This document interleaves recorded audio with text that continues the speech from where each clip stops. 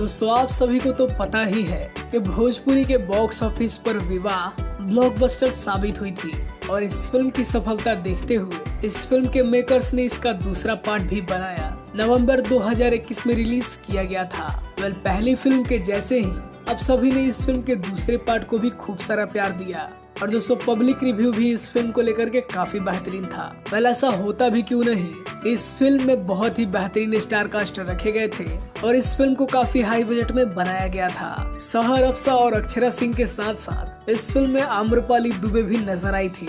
आप में से जितने लोगों को इस फिल्म का पहला और दूसरा पार्ट पसंद आया है, आप सभी लोग जानना चाहते हैं कि आखिर इस फिल्म का तीसरा पार्ट आएगा या नहीं।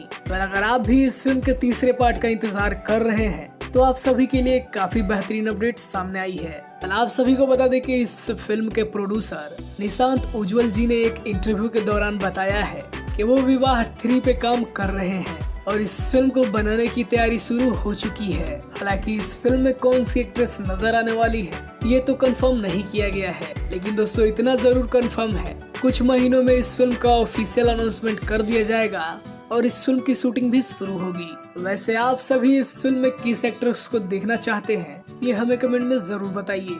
और अगर आप सभी को ये वीडियो पसंद आया हो तो इस वीडियो को एक लाइक करिए और हमारे चैनल को सब्सक्राइब करिए ऐसे ही बेहतरीन अपडेट पाने के लिए। वीडियो देखने के लिए आप सभी का बहुत बहुत धन्यवाद।